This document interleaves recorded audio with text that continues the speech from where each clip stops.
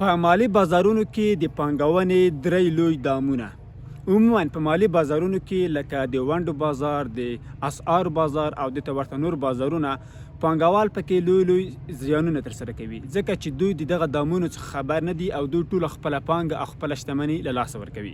په دې ویډیو کې غواړم تاسو ته دغه درې دامونه تشریح کړم تر څو تاسو له دغه دامونو څخه ځان وژغورئ. لومړی دام دا ده چې تاسو د تیر کال د انتخاب پر اساس سږ کال هم تصمیم نیسئ. یعنې تیر کال تاسو د یوې کمپنۍ ونډې اخیستې وې، هغه ونډو ښه نرخ درلود، ښه نتیجه یې ورکړله، تاسو ته ګټه در ورسوله او سږ کال هم غواړئ د همغه کمپنۍ ونډې واخلئ. وګورئ سږ کال د تیر کال سره فرق لري. تاسو کله چې د یوې کمپنۍ ونډې اخلئ، هغه کمپنۍ باید صحیح تجزیه او تحلیل کړئ. کله چې تاسو یوې نتیجې ته ورسېدلې چې دغه کمپنۍ ونډې لوړېږي، د هغې په اساس تاسو باید ونډې واخلئ، نه د تیر کال د تصمیم پر اساس. وګورئ د تیر کال انتخاب د تیر کال د معیارونو په اساس و، سږ کال هر څه بدل شوي دي.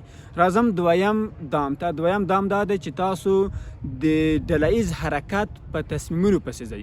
مثلا د ټولنې خلک یا د همغه بازار کوم ګډونوال چې دي، هغوی ډله ییز حرکت ترسره کوي او وایي چې د دغه کمپنۍ ونډې لوړېږي، نو دوی ټول د همغه کمپنۍ ونډې اخلي او تاسو هم کله چې د همغه کمپنۍ ونډې واخلئ او هلته تقاضا ډېره شي او هغه نرخونه لوړ شي، دا د هغه قانوني ته ورته ده چې کله ډېره ډډه شي، هوا ورشي او بالاخره څه وي، نو د همغه کمپنۍ ونډې هم د همدغه سرنوشت سره مخامخ کېږي کله چې په مصنوعي شکل سره پرمختګ وکړي. وګورئ کله چې د افغانۍ په مقابل کې ډالر په 88 افغانۍ و او بالاخره 120 افغانۍ ته ورسېدلو، ځکه چې هر چا غوښتل چې ډالر واخلي او افغانۍ خرڅ کړي.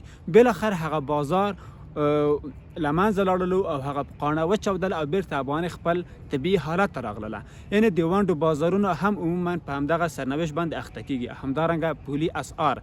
راځم دریم دام ته. دریم دام دا دی چې تاسو ناسم معلومات لرئ او هغه غواړئ چې تایید کړئ. یعنې انسان کله چې یو څه یې خوښ شي، غواړي چې هغه توجیه کړي. ذهن یې همدا خاصیت لري چې یو څه یې کله خوښ شي هغه توجیه کوي. نو تاسو په یوه برخه کې د اسعارو په وړاندې یا د یوې کمپنۍ د ونډو په وړاندې ناسم معلومات لرئ، یوازې د هغه خلکو معلوماتو ته غوږ نیسئ چې همغه تاسو ناسم معلومات تایید کړي او هغه سم معلومات چې موجود دي هغه تاسو ردوئ.